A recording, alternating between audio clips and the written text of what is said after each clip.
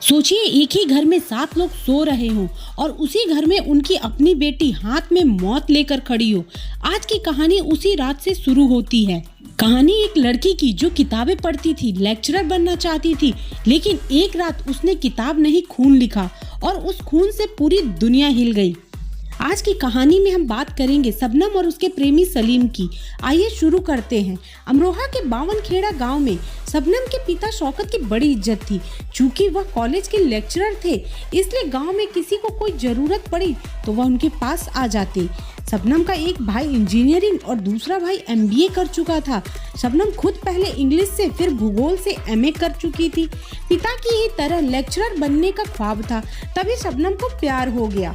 शबनम को बावनखेड़ा गांव के 5वीं फेल सलीम से प्यार हो गया। दोनों परिवार से छिपकर एक दूसरे से मिलने लगे। फिजिकल रिलेशन बना और शबनम प्रेग्नेंट हो गई। हालांकि इस बात का खुलासा बहुत बाद में हुआ।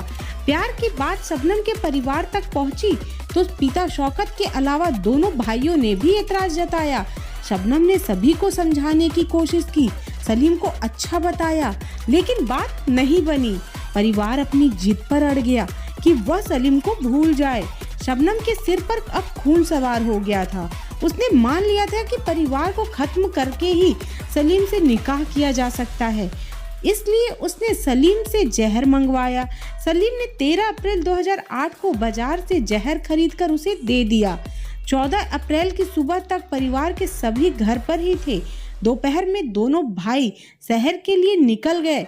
शबनम ने दोनों भाइयों को फोन करते हुए कहा, जहां भी पहुंचे हैं वहां से वापस आ जाइए, कल जाइएगा।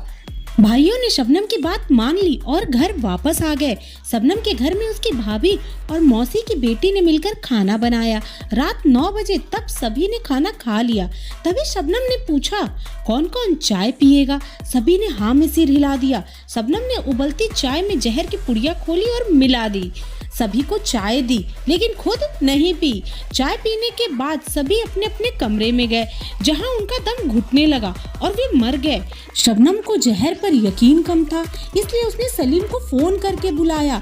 सलीम अपने साथ एक कुल्हाड़ी लेकर आ गया। शबनम के कहने पर उसने पहले शौकत के सीने पर कुल्हाड़ी मारी, उसके बाद माँ पर, फिर दोनों भाइयों, भाभी और मौसी की लड़की को कुल्हाड़ी से मारकर मौत के घाट उतार दिया। उसके बाद सलीम कुल्हाड़ी लेकर भाग गया। रास्ते में एक तालाब दिखा, उसी में कुल्हाड़ी फेंक दी। तभी सलीम के फोन की घंटी बजी। दूसरे साइड शबनम थी। उसने कहा, वापस चले आओ, भतीजा जिंदा है। सलीम बोला, अब मैं नहीं आऊंगा, तुम मार दो। शबनम ने 11 माह के भतीजे का